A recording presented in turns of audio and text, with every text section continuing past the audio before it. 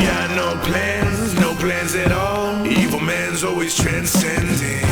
Fighter like sheep, swallow everything. Always simpletons or pretending.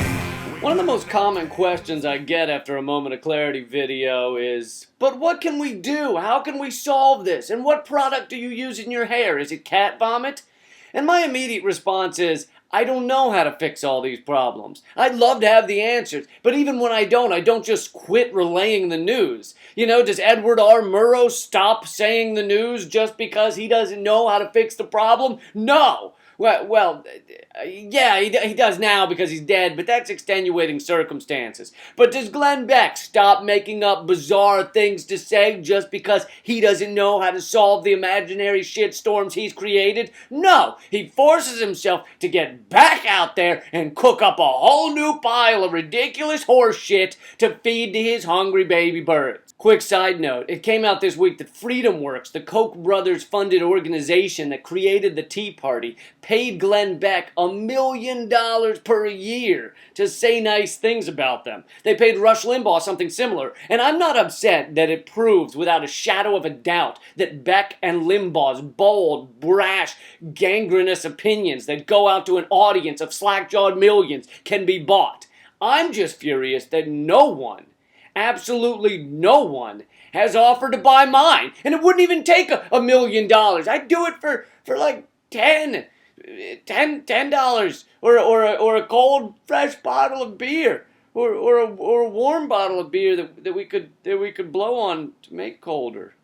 Alright, now back to what we can do to solve some of the problems I bring up. And each problem requires different techniques and solutions, but a great place to start is creative protests. Recently, the city of Detroit had their democracy taken from them, and I'm not kidding about that. Google Detroit Emergency Manager and then Google fuck that guy.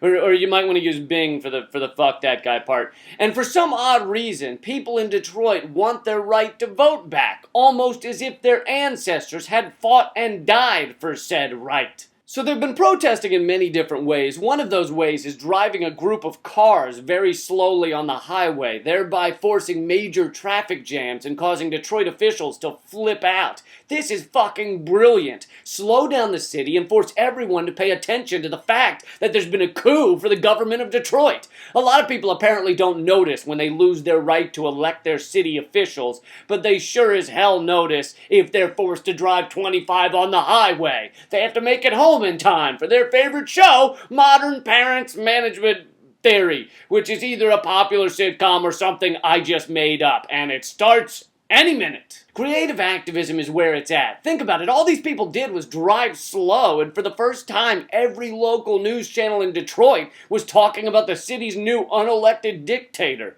Now, if someone asks you, how do you make the news media do its job? Your answer should be, wait for it.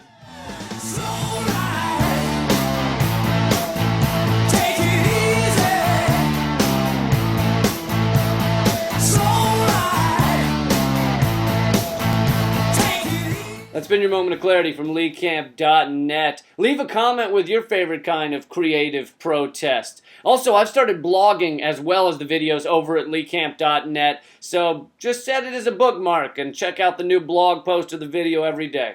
Thanks a lot. Keep fighting. No plans at all. Evil man's always transcending. Fighter like sheep, swallow everything. Always simpletons or pretending.